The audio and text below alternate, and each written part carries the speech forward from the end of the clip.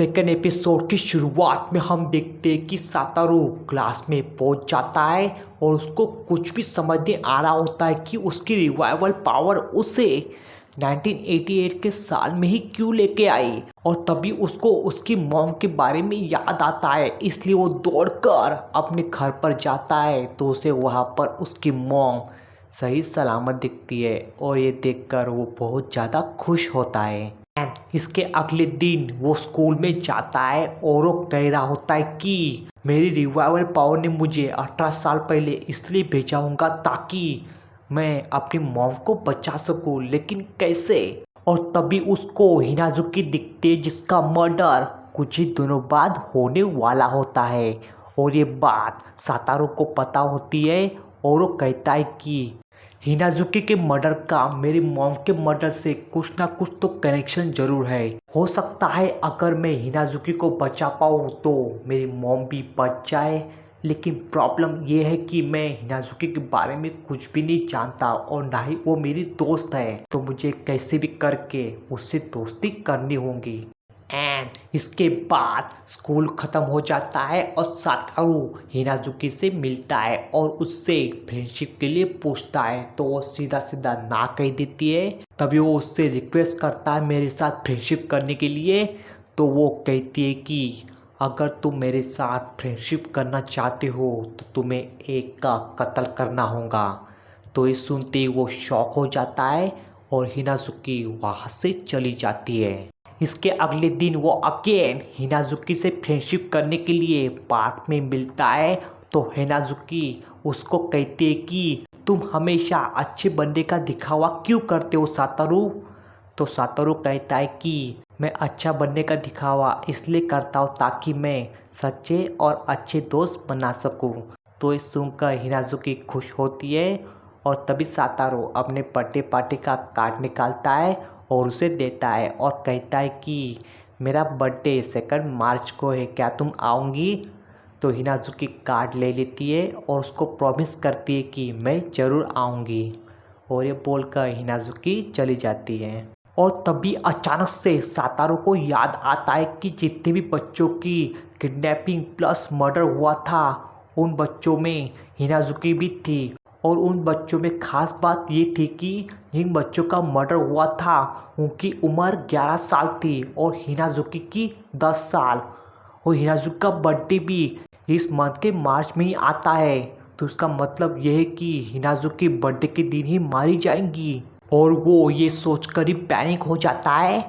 और इसके बाद सातारू अगले दिन हिनाजुकी को बचाने के लिए उसका बर्थडे उससे पूछता है तो हिनाजुकी उसको कुछ भी नहीं बताती है। इसके बाद सातारू हिनाजुकी का बर्थडे जानने के लिए टीचर के पास जाता है तो टीचर बताते हैं कि उसका बर्थडे 2 मार्च को आता है।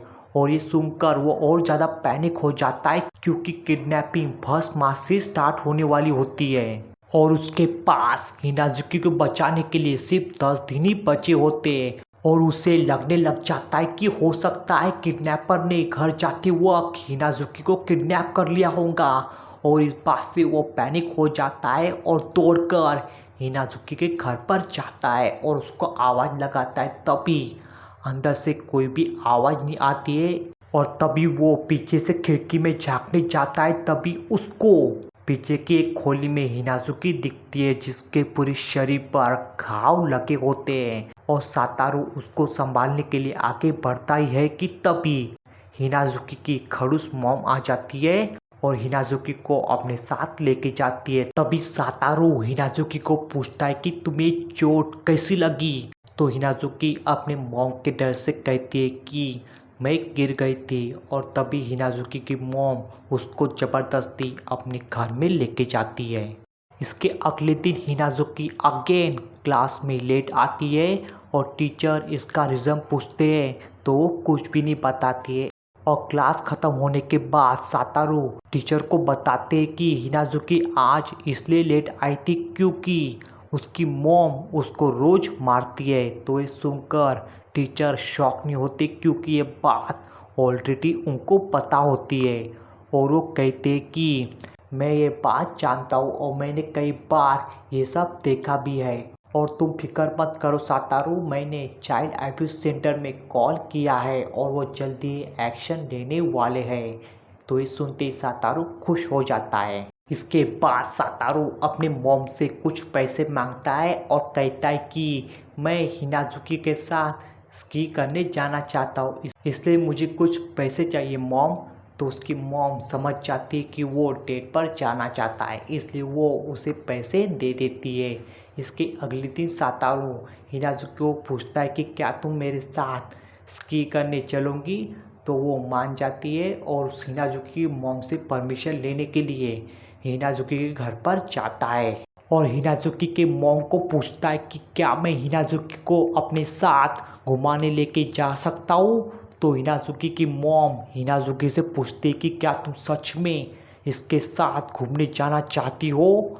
तो हिनाजुकी हाँ कहती है और ये सुनती उसकी मॉम गुस्सा हो जाती है और उसको मारने वाली होती है। तभी सातोरू की मॉम वहाँ पर आ जाती है और उसको ऐसा करने से रोकती है और उसको बड़े प्यार से समझाती है कि आपको आपके बच्चों को मार के नहीं बल्कि प्यार से समझाना चाहिए। तो हिनाजुकी की मॉम उसकी बात को अनसुना कर देती है और हिनाजुकी को ज़बरदस्ती अपने घर के अंदर लेकर जाती है और सातारू और उसकी मॉम अपने घर के लिए निकल जाते हैं। और फिर फाइनली सैटरडे आ जाता है और सातारू हिनाजुकी को अपने साथ रात को एक पेड़ दिखाने लेके जाता है जो सच्ची में बहुत ही ज़्यादा खूबसूरत दिख रहा होता है। और ये देखकर हिनाजुकी बहुत ज़्यादा खुश होती है और सातारू को शुक्रिया कहती है। और फिर 29 फरवरी आ जाता है और सातारू यही सोच रहा होता है कि कल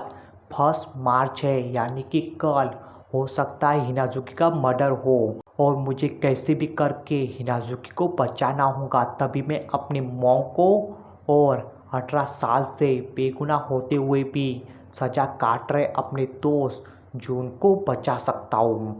और इसके अगले दिन यानी कि 1 मार्च को जिस दिन हिनाजुकी का मर्डर होने वाला होता है, उस दिन हिनाजुकी को बचाने के लिए सातारू उसको अपने साथ दिन भर पार्क में घुमाता है और फिर रात को उसको उसके घर पर छोड़ देता है। और सातारू कह रहा होता है कि 1 मार्च को ही मैंने हिनाजुकी को पार्क में देखा था, बट उस वक्त मैं उसके साथ बात नहीं कर पाया था, लेकिन मैं आज का दिन कभी नहीं भूलूंगा।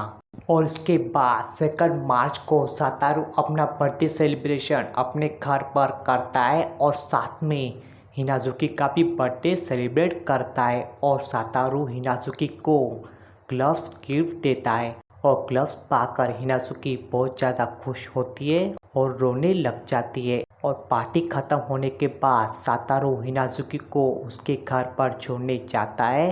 तो तभी हिनाजुकी उसको कहती है कि मैं तुम्हें तुम्हारा गिफ्ट कल दूंगी। तो सातारू ठीक है कहता है और ये बोलकर हिनाजुकी घर के अंदर चली जाती है। और इसके अगले दिन सातारू क्लास में जाता है तो हिनाजुकी वहाँ पर नहीं होती है। और इसके साथ 2nd और 3rd एपिसोड यहीं पर एंड होता है।